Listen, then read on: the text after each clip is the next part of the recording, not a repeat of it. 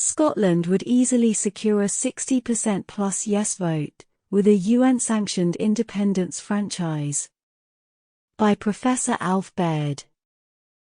Go slow, devolutionists, among the SNP. Tell us we need to see polling in the region of 60% in favour of yes, to be sure of independence. So how can this be achieved? They simply say, we need to convince more no voters to vote yes. That's their only strategy, or hope, it seems. But is there another way? Thankfully, yes, there is another way. The UK-Scotland Act forced on Scotland what is known as a local government franchise for Holyrood elections, and it was this franchise that was used for the 2014 referendum.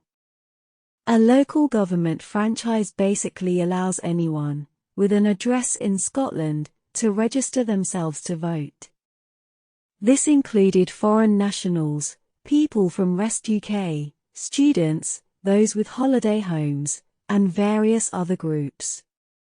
Post-referendum research suggested that it was the use of this franchise that lost us our independence in 2014, by a margin of just 5%. We now know that a very different franchise was used in the New Caledonia referendum on independence.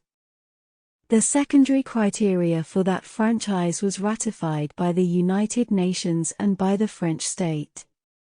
In the New Caledonia referendum, potential voters needed to be registered on the general electoral roll, and also had to meet one of the following secondary criteria. Was on the electoral roll for the 1998 referendum on the Naumea Accord. Qualified to be on the electoral roll for the 1998 referendum, but were not enrolled. Failed to meet the requirements to be on the 1998 electoral roll, solely due to absence related to family, medical, or professional reasons. Having civil customary status, or born in New Caledonia, and have their material interests in the territory. At least one parent born in New Caledonia, and have their material interests in the territory. At least 20 years of continuous residence in New Caledonia, by the 31st of December, 2014. Born before the 1st of January, 1989, and have had their residence in New Caledonia between 1988 and 1998. Born after the 31st of December, 1988, and reached voting age before the referendum, with at least one parent who was on the electoral roll, or qualified to do so, for the 1998 referendum.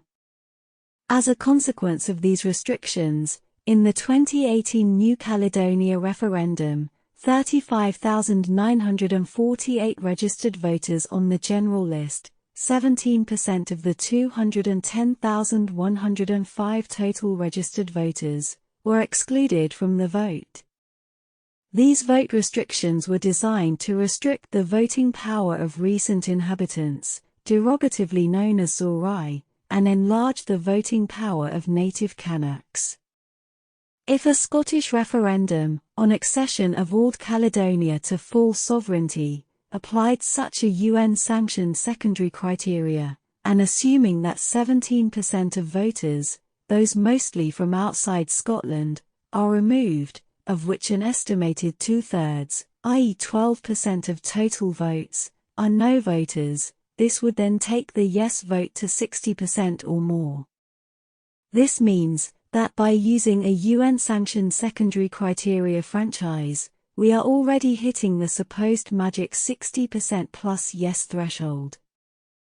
So how about it, First Minister? Is it not about time your government called on the UN and its decolonization committee to liberate the people?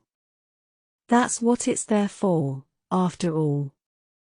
My comments, by Ian Lawson. If the political will existed, Scotland could go down this road speedily. The task would be to convince the UN that Scotland is a colony.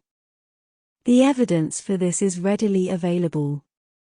We have little say in what happens to our national assets, which are being repeatedly plundered, with the value enriching the colonial power, rather than the rightful owners, the sovereign people of Scotland.